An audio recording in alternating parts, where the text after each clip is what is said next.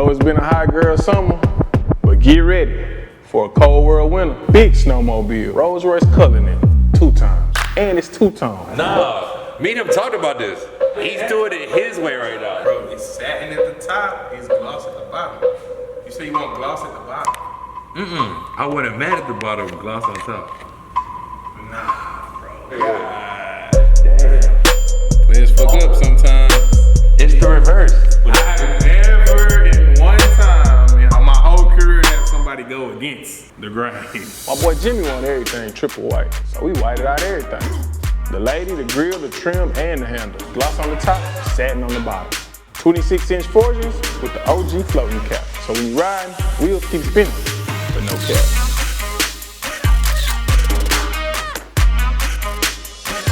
Last but not least, we iced out the emblems, but it had to be done right.